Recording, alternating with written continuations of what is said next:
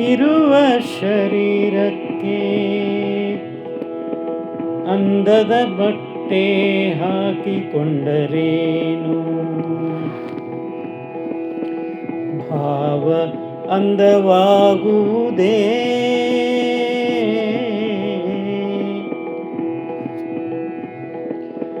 ಯಾರದೋ ತಪ್ಪಿಗೆ ಇನ್ಯಾರೋ ಶಿಕ್ಷೆ ಪಡುವುದು ನಿಲ್ಲಿಸಲು ಸಾಧ್ಯವಾಗುವುದೇ?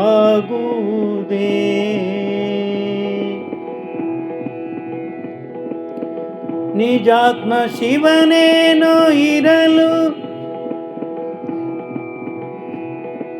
ಸುಂದರ ಸಮೃದ್ಧ ಮನೆ ಕೊಟ್ಟು ಬಿಟ್ಟ,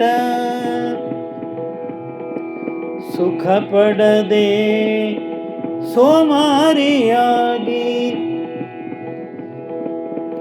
ಅವನನ್ನೇ ದೂರಿದರೆ ಸರಿಯಾಗುವುದೇ? ಸರಿಯಾಗುವುದೇ?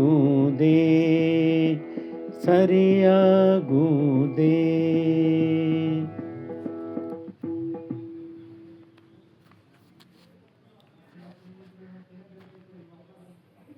ಇರುವಂಥ ಶರೀರವನ್ನು ಬದಲಾವಣೆ ಮಾಡಲಿಕ್ಕೆ ಆಗೋದಿಲ್ಲ ಭೌತಿಕವಾಗಿ.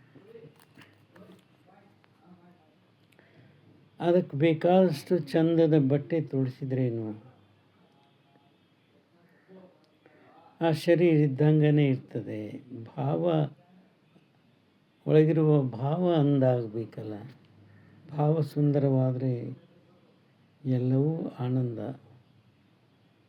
ಯಾರೋ ಮಾಡಿದ ತಪ್ಪಿಗೆ ಇನ್ಯಾರೋ ಶಿಕ್ಷೆ ಅನುಭವಿಸೋದು ನಿಲ್ಲಿಸಲು ಒಮ್ಮೆಲೆ ಸಾಧ್ಯ ಆಗುವುದಿಲ್ಲ.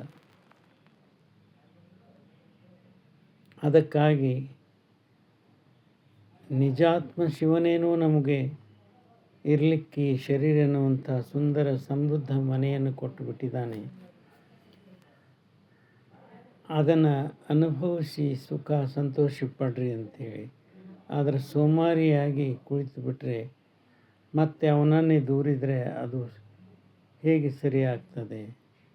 ಜೀವನ ಸುಖಮಯವಾಗಬೇಕಂದ್ರೆ ಅವನು ಕೊಟ್ಟಂಥ ಈ ಶಕ್ತಿ ಸಾಮರ್ಥ್ಯ ಭಾವಗಳನ್ನೆಲ್ಲ ಸದ್ವಿನಿಯೋಗ ಮಾಡಿಕೊಂಡಾಗ ಜೀವನ ಸುಖಮಯವಾಗ್ತದೆ ಅಂತ ಹೇಳ್ತಾ 2 ಮಾತು ವಿರಾಮ ಕೊಡ್ತಾ ಇದ್ದೀನಿ.